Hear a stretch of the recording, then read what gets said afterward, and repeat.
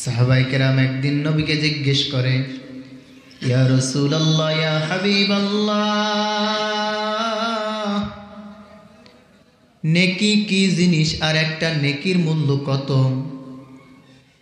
নবী ডাক দিয়ে বলে, আমার সাহাবীরা রে,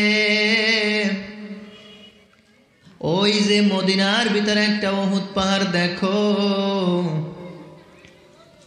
ওই উহুদ পাহাড়ের মধ্যে মনকে মন টনকে টন পাথর আছে, কেউ মাপ দিতে পারবে না। ওই উহুদ পাহাড় যদি স্বর্ণে লিপিবদ্ধ করা হয়, আর ওই পাহাড়টাকে যদি এক পালায় দিয়া আর একটা নেকি যদি এক পালায় দেওয়া হয়, তারপরেও ওই একটা নেকির পালা বেশি হবে। দুনিয়ায় যদি কেউ চিরস্থায়ী থাকতে পারত, আপনার আমার নবী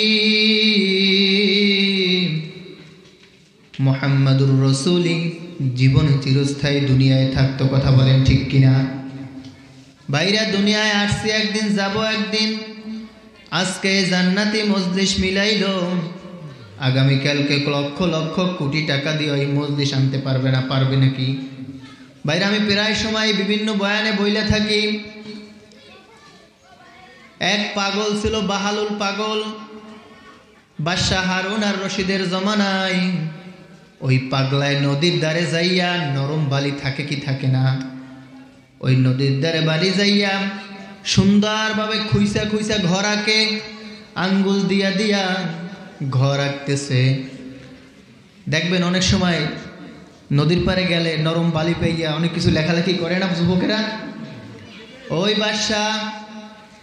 ওই বাদশার জমানায় বাহলুল পাগলা ও সুন্দরভাবে ঘর আঁকতে আছে, আর জোরে জোরে বলতে আছে, এই ঘর যে ক্রয় করবে, এই ঘরটা যে ক্রয় করবে, সে জান্নাতের মধ্যে একটা ঘর পাবে। তো সুবহানাল্লাহ কর না কা?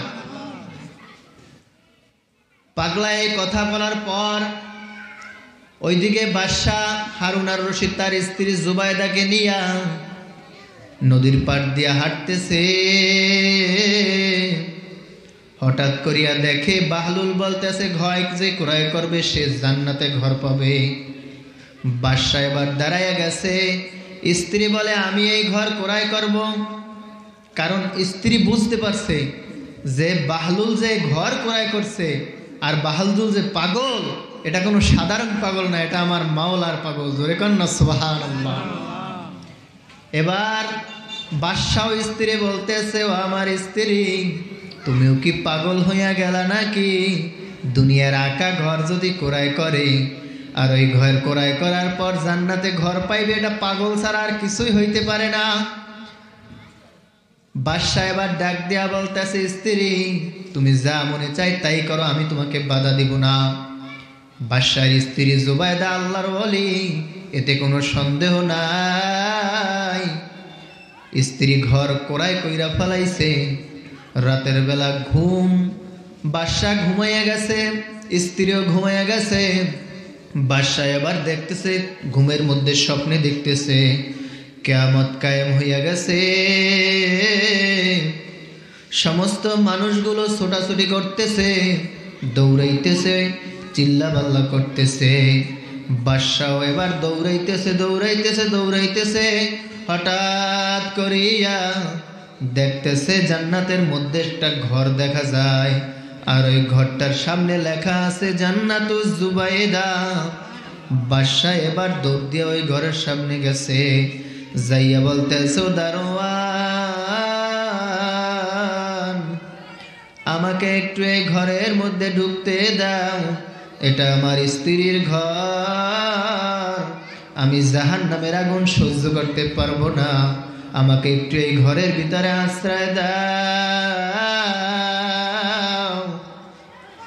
এই কথা বলার পরে ওই দারোয়ান ডাক দিয়া বলতেছে, রে বাদশাহ, দুনিয়ায় ভাইয়ের পরিচয় চলে, বন্ধুর পরিচয় চলে, দুনিয়ায় আত্মীয় স্বজনের পরিচয় চলে, ওই কিয়ামতের ময়দানে কারো পরিচয় চলবে কি চলবে না? জোরে আওয়াজ দিয়ে বলেন, চলবে। বাদশারে তাড়াইয়া দিছে। বাদশা ঘুম ভেঙে গেছে, ভাইঙ্গা যাওয়ার পর এবার কি স্বপ্ন দেখলো, দৌড়াইয়া স্ত্রীর কাছে চলে গেছে। স্ত্রীর কাছে যাওয়ার পর ডাক দেয়া বলতেছে, ও প্রাণেরা স্ত্রী, আমি এই স্বপ্নের ভিতরে দেখলাম, আমি ঘরের ভিতরে ঢুকতে চাইলাম, আমাকে ঘরের ভিতরে ঢুকতে দেয় নাই। এবার তুমি একটু আমাকে বলো, আমি ঘর ক্রয় করলাম না, এখন আমাকে জান্নাতে কি দিবে না? স্ত্রী ডাক দেয়া বলতেছে, চলো চলো, বাহলুল এবার কোথায় আছে, বাহলুলের খুঁজতে চলো। আমি 100টা ঘর ক্রয় করব, আমি 100 ঘর ক্রয় কইরা 100 জান্নাতের মালিক হয়ে যাই। এবার বাহলুলের খুঁজতে খুঁজতে খুঁজতে ওই নদীর পারে যাইয়া দেখতেছে বাহলুল ঘর আঁকতে আছে, আর ডাক দেয়া বলতেছে, পাগলা রে, আজকে তুমি 100 ঘর ক্রয় করবো, আমি 100 ঘর বানাবার, আমি 100 ঘরই ক্রয় করব। বাদশারে ডাক দেয়া বলতেছে, বাচ্চারে, জমানা বায়ে খাল রাতা নেহি হায়, গুজস্তা জমানা ফেরাতা নেহি। বাদশারে, আগামী দিন যে চলিয়া গেল, ওই দিনটাকে তুমি আবার আইনা দিতে পারো, তাইলে আমি তোমাকে 100 ঘর না 1 লক্ষ ঘর তৈরি কইরা দিব। ভাইরা, আপনাদের কাছে আমার ছোট্ট প্রশ্ন, আগামী দিন যেটা চলে গেছে ওইটা কি আর ফিরে আসবে? জোরে বলেন, আসবে? আমি এই ছোট্ট ঘটনার দ্বারা বুঝাইতে চাই, আজকের এখানে মাহফিল চলবে, আগামীকাল আর এই জান্নাতের বাগান থাকবে না। এই জন্য আমি আমার পর্দার অন্তরালের মা বোনদেরকে বলবো, ও আমার যুবক ভাই, ও ব্যবসাওয়ালা, ও ঠেলাওয়ালা, ও ভ্যানওয়ালা, তোমরা যে যেখানে আসোই না কেন, এই জান্নাতের মজলিসে আইসা বইসা যাও। আমার মাওলার হেদায়েত বড় যদি কপালে থাকে, কোন কথা দ্বারা দিল পরিবর্তন হয়ে যাইবে, আল্লাহ না করুক গুনাহগুলো মাফ করিয়া এই মাঠ থেকে বাহির করিয়া তোমাকে জান্নাতি মানুষ বানাইতে পারে কি পারে না? ভাইরা, আমি আপনাদের সামনে কোরআনের আয়াত থেকে ছোট্ট একখানা আয়াত তেলাওয়াত করেছি, ইল্লা মান আতাল্লাহা বিকলবিন সালিম। আমার মাওলার কাছে কোনো জিনিসের দাম নাই, কোটি কোটি টাকাওয়ালার দাম নাই, গাড়িওয়ালার দাম নাই, বাড়িওয়ালার দাম নাই। আছে? বলেন আছে? লক্ষ লক্ষ কোটি কোটি টাকার মালিক, খোঁজ কইরা দেখবেন তার ঘরেও শান্তি নাই। আছে না নাই? আর রিক্সা চালাইয়া চালাইয়া সন্তানকে হাফেজ বানাইছে, আলেম বানাইছে, দেখবেন তার ঘরে শান্তির অভাব নাই। আছে না নাই?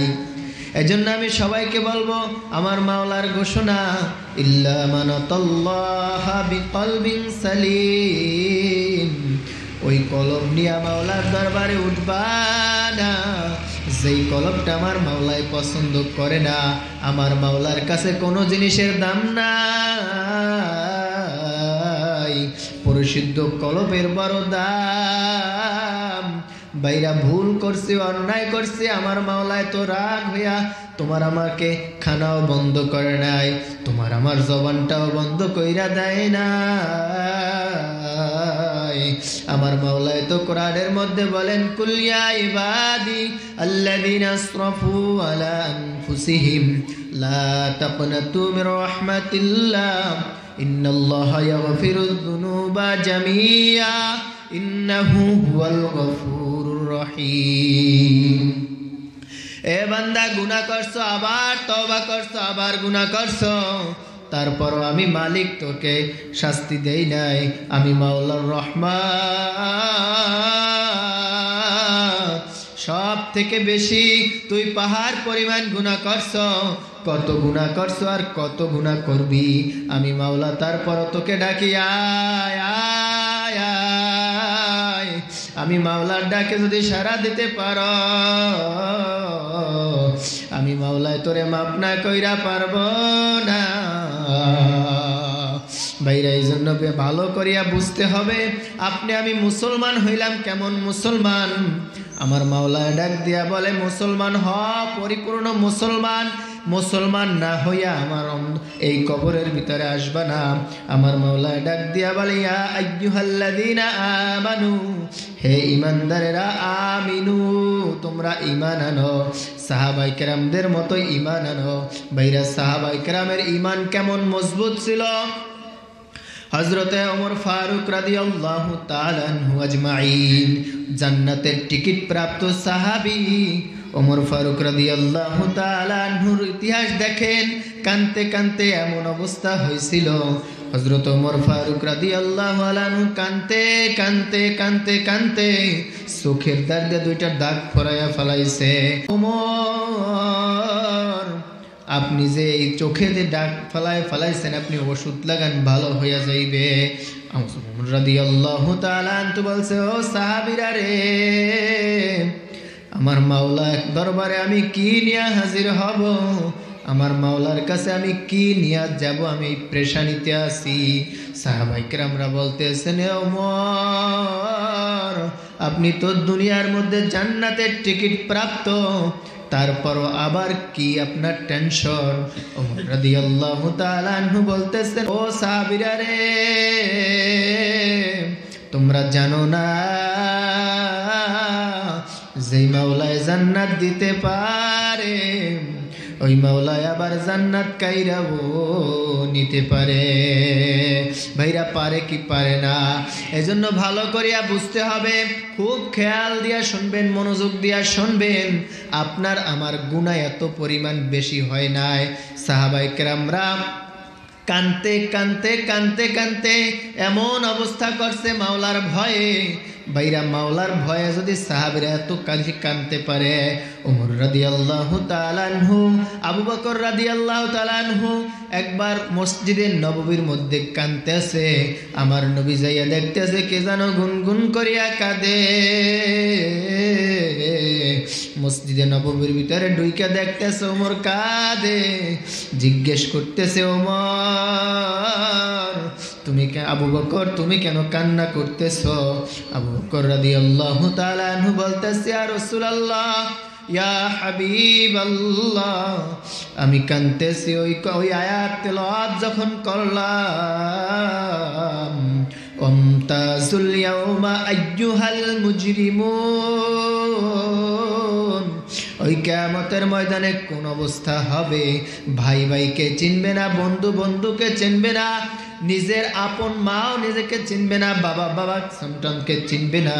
ওই কিয়ামতের ময়দানে কি অবস্থা হবে? আমার রাসূল ডাক দিয়া বলতেছে, ওমর, আবু বকর, তুমি এত টেনশন কেন করো? তোমায় তো জান্নাতের টিকিট দিয়ে আমার মাওলায় পাঠাইলো।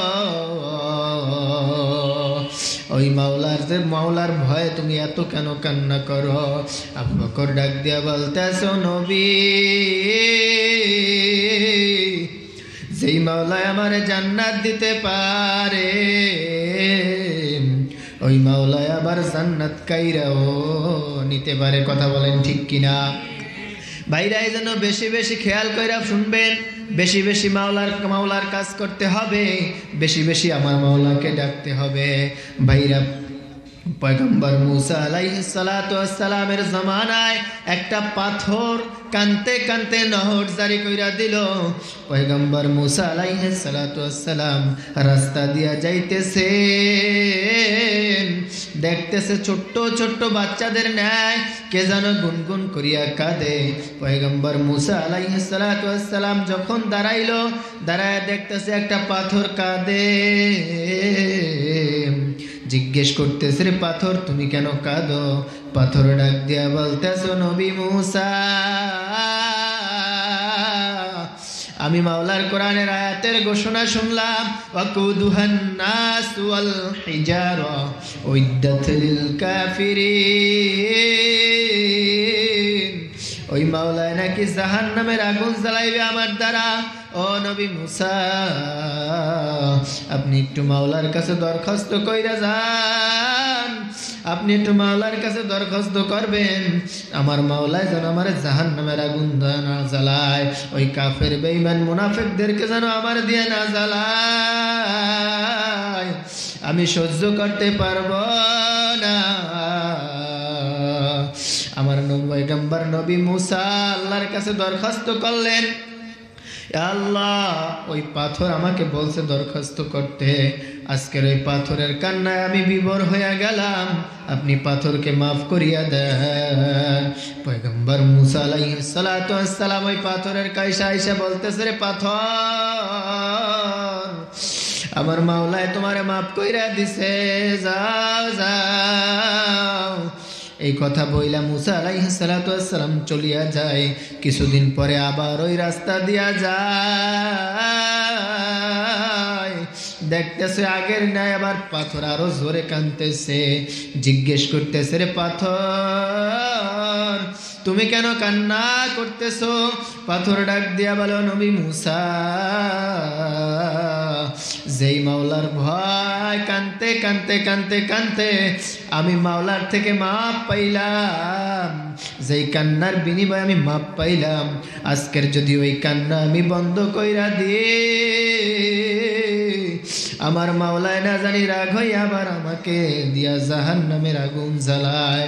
ভাইরা, এই জন্য ভালো করিয়া বুঝতে হবে, ইমান আমল পরিশুদ্ধ করিয়া পরিপূর্ণ মুসলমান হইয়া মাওলার কবরে কারা কারা যাইতে চাই? জোরে দুইটা হাত জাগায় একবার আল্লাহ কইয়া ডাক দে, আরো জোরে ডাক দে আল্লাহ, আরো জোরে ডাক দে আল্লাহ। ভাইরাম, আল্লাহ পাক রব্বুল আলামিন আমাদেরকে পরিপূর্ণ মুসলমান না বানায় যেন একজনকেও দুনিয়া থেকে বিদায় না হয়। পরিপূর্ণ মুসলমান কাকে বলা হয়? এক কবি তার ভাষায় বলেছে, মুসলমানি বদগর্দন হাদান ইনানে খুদ বদসতে খাজাদান। মুসলমানি বদগর্দন হাদান ইনানে খুদ বদসতে খাজাদান। গর্ব সুরাত আদমি ইনসাবুদ আহমদ বুজালো হামেক সাবুদে। ভাইরা, ভালো করিয়া বুঝিয়া শুনিয়া মাওলার কবরে যাইতে হবে, পরিপূর্ণ মুসলমান না হইয়া যাওয়া যাবে না। এবার আসেন, মুসলমান কাকে বলা হয়? ভাইরা, মুসলমানের ঘরে জন্ম নিলেই মুসলমান হওয়া যায় না? বলেন যায়? যদি যাইতো নবীর ঘরে জন্ম নিয়াও কেনান কাফের, ঠিক না? তারপর আবার দেখেন ইব্রাহিম নবীর বাবা ছিল আজর কুমার, সে হলো কাফের সন্তান, হলো মুসলমান। আর কেমন মুসলমান? নবী একজন। এজন্য মুসলমান হইতে হবে আগে, কি মুসলমান হইয়া তারপরে মাওলার কবরে যাইতে হবে। আমার আল্লাহ পাক রব্বুল আলামিন কিন্তু বলেছেন ওই কবর বড় ভয়ঙ্কর। কেমন ভয়ঙ্কর? আল্লাহ রব্বুল আলামিন কোরআনের অন্য এক আয়াতের ভিতরে বলেছেন যে কবরটা এমন ভয়ঙ্কর হবে। আল্লাহ পাক রব্বুল আলামিন সূরা হুমাযার ভিতরে বলেছেন, নারুল্লাহিল মুকাদা আল্লাতী তাত্তালিউ আলাল আফইদা ইন্না আলাইহিম মুসাদা। আল্লাহ পাক রব্বুল আলামিন বলেছেন ওই কবরটা এমন হবে, দুনিয়ার মানুষ দেখবেন দুনিয়ার কবরের আশেপাশ দিয়ে যখন গরু ছাগল যায় তারা লেজ খাড়া করিয়া দৌড় দেয়। কবি বলেছেন, কোন এক আল্লাহর ওলি বলেছেন ওই পশুটা কবরের আযাব দেখতে পায়, যার কারণে ওর হুঁশ থাকে না, ও এমন অবস্থায় দৌড় দেয়, যার কারণে সে লেঞ্জা জায়গায় জায়গায় তারপর দৌড় দেয়। কবরের আযাব কেমন?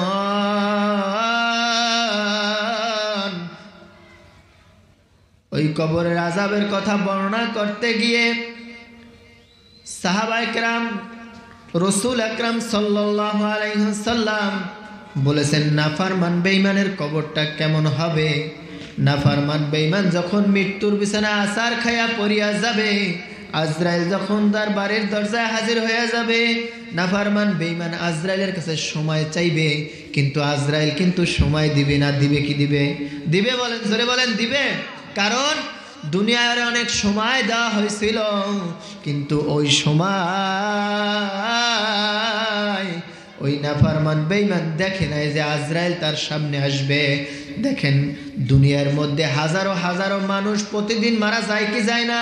বাইরে ওই ডাকাত থেকে প্রতিদিন হাজার হাজার লাশ চলে আসে, আবার গ্রামের বাড়ির থেকেও চলিয়া যায়। কোন দিন তোমার আমার মৃত্যুর খবর চলে আসবে জানা নাই। এই জন্য ভালো করিয়া বুঝিয়া শুনিয়া মাওলার কবরে যাইতে হবে। কারা কারা মাওলাকে খুশি করিয়া মাওলার কবরে যাইতে চাই, জোরে আরেকবার আল্লাহ কইয়া ডাক দেই, আর জোরে বলি আল্লাহ। আমরা এই জান্নাতি মজলিসে আসলাম, এই জন্য আমরা খুশি না বেজার? কেমন খুশি? জোরে কই সুবহানাল্লাহ, আর জোরে কই সুবহানাল্লাহ। পয়গম্বর সুলাইমান আলাইহিস সালাতু ওয়াস সালামের জামানায় এক পাগলা পয়গম্বর সুলাইমান আলাইহিস সালাতু ওয়াস সালাম, তার একটা তক্ত ছিল, সে তক্তে চইরা বাতাসকে অস্ত্র বানাইয়া তারপর সমস্ত জায়গায় ঘোরাফেরা করতো, কি করতো না? পয়গম্বর সুলাইমান আলাইহিস সালাতু ওয়াস সালাম তক্ত নিয়ে সে যাইতেছে, এক যুবক সুলাইমান আলাইহিস সালাতু ওয়াস সালামকে দেখা বলতেছে সুবহানাল্লাহ। সঙ্গে সঙ্গে তার তক্ত থাইমে গেছে। থাইমে যাওয়ার পর সুলাইমান আলাইহিস সালাতু ওয়াস সালাম নিচের দিকে নজর দিয়ে নিচে চলে আসছে। এবার যুবক ভয়তে থরথরাইয়া কাঁপতেছে, আর মনের মধ্যে ভয় ভয় কাজ করতেছে। ডাক দিয়া বলে, ও নবী সুলাইমান, আমি তো কিছুই বললাম না, আপনি রাগ করিয়া নিচে কেন চলে আসছেন? পয়গম্বর সুলাইমান বলতেছে, রে পাগল, তুমি ভয় পাইও না, ভয় পাইও না। তুমি যে সুবহানাল্লাহর আওয়াজটা দিছো, যার কারণে ওই সুবহানাল্লাহর আওয়াজের পাওয়ারের কারণে আসমান এবং জমিনের মধ্যে যতখানি খালি জায়গা ছিল, সব খালি জায়গাখানি আমার মাওলা নেক দ্বারা পরিবর্তন কইরা দিছে, যার কারণে আমার তক্ত থাইমে গেছে। দেখেন সুবহানাল্লাহর পাওয়ার কেমন।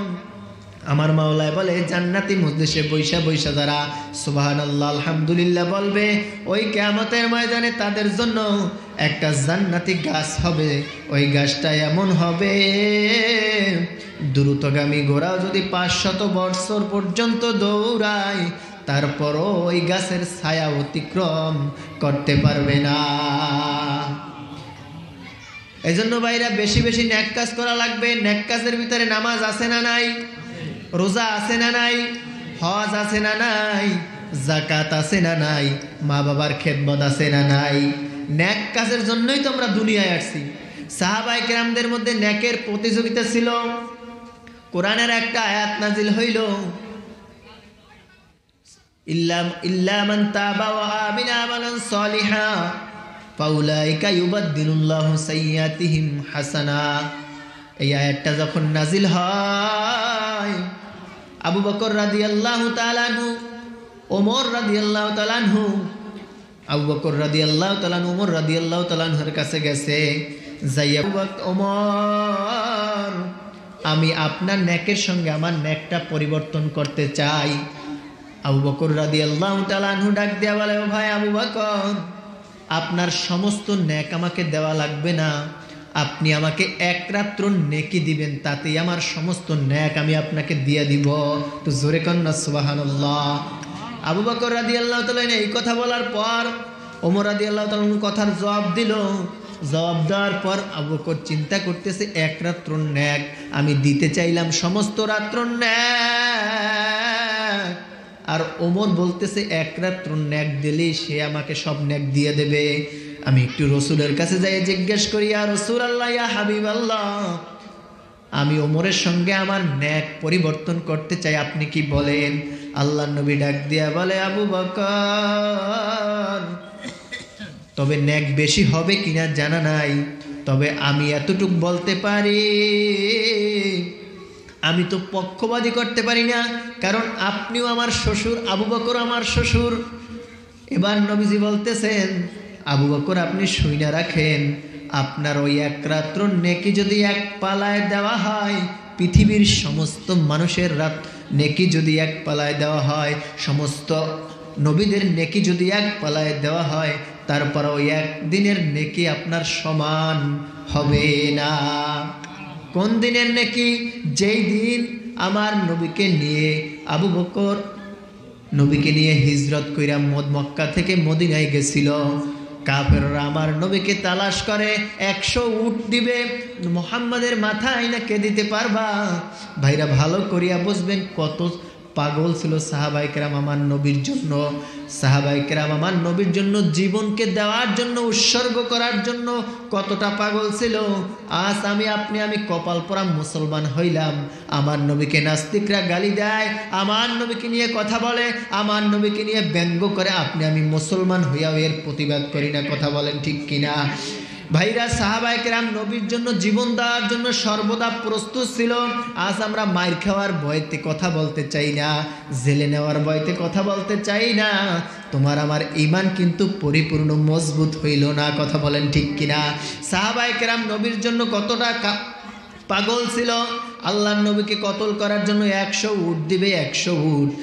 সমস্ত কাফেররা নবীকে খোঁজাখুঁজি শুরু করলো। আমার নবী রাহমাতাল লিল আলামিন তার প্রিয় জন্মভূমি মক্কা ছাইরা মদিনার পথে হিজরত করতে যায়। ওই সময় আবু বকর রাদিয়াল্লাহু তাআলা আনহু সঙ্গে ছিলেন। সাহাবায়ে কেরামরা আবু বকর রাদিয়াল্লাহু তাআলা নবীকে নিয়ে যায় ওই গারে সুরের ভিতরে, গারে সুরের ভিতরে বিশ্রাম নেবে আমার নবীকে নিয়ে। আবু বকর রাদিয়াল্লাহু তাআলা ডাক দিয়া বলে, ও নবী, আপনি টেনশন করিয়েন না, আপনি একটু দাঁড়ান, আমি ভিতরে যাইয়া দেখে আসি কি অবস্থা গুহার ভিতরে। ওখানে সাপ থাকতে পারে, বিচ্ছু থাকতে পারে, আপনাকে কষ্ট দিতে পারে। সাহাবা আবু বকর রাদিয়াল্লাহু তাআলা আনহু ভিতরে যাইয়া তারপরে সমস্ত কিছু পরিষ্কার করে নবীকে নিয়ে ভিতরে চলে গেল। সমস্ত ফুকাগুলো আটকাইয়া দিল। 2-3টা ফুকা ছিল, আটকাইতে পারে নাই। ওদিকে কিতাবের ভিতরে লেখা হয়েছে একটা সাপ আমার নবীকে দেখার জন্য ওই গুহার ভিতরে আশ্রয় নেয়। কোন দিন মুহাম্মাদুর রাসূল আসবে তাকে একটু আমি নয়ন বইরা দেখব। ভাইরা এত পরিমাণে পাগল ছিল, জংলার বাঘ হইয়া, জংলার হরিণ হইয়া, জংলার সাপ হইয়া আমার নবীকে চিনল। তুমি আমি কপাল পরা মুসলমান হইয়া আমার নবীকে চিনলাম না। আবু বকর এবার নবীকে নিয়ে গর্তের ভিতরে বসলো। কিছুক্ষণ পর বলতেছে আবু বকরকে, ও আবু বকর, আমি একটু বিশ্রাম করতে চাই। জি।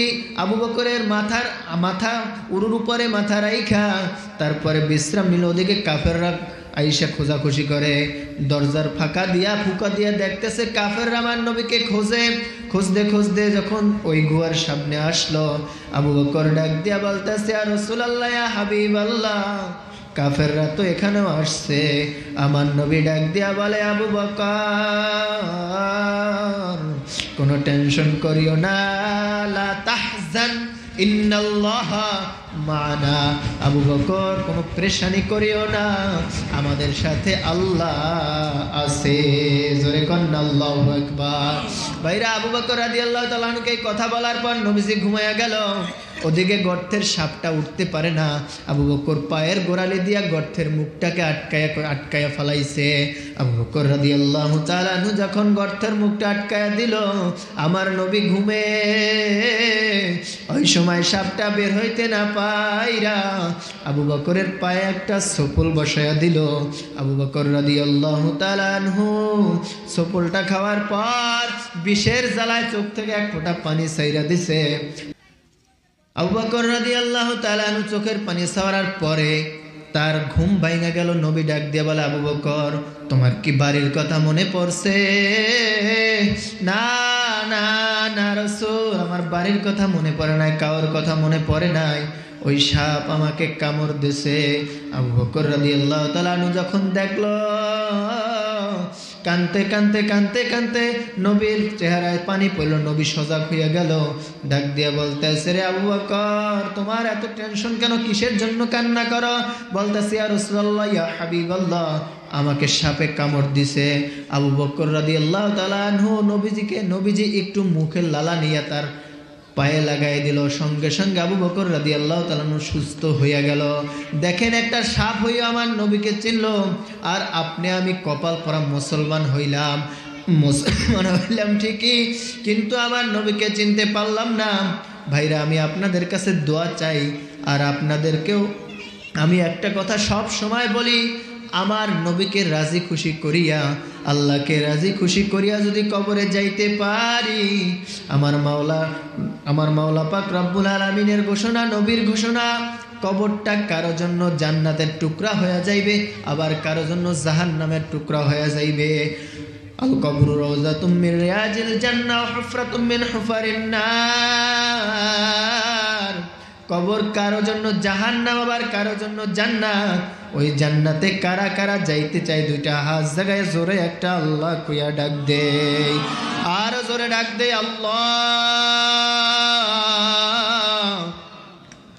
ভাইরা, যতটুকু আলোচনা করলাম, আল্লাহ তাআলা আমাদের সকলকে ইখলাসের উপরে থাইকা আলোচনাটুকু ভালোটুকু আল্লাহ কবুল করুক, আর বড়টুকু আল্লাহ গুনাহগুলো মাফ করিয়া বেশি বেশি আমল করিয়া মাওলার কবরে আপনার আমাকে যাওয়ার মতো তৌফিক দান করুন। সকলে বলে আমিন।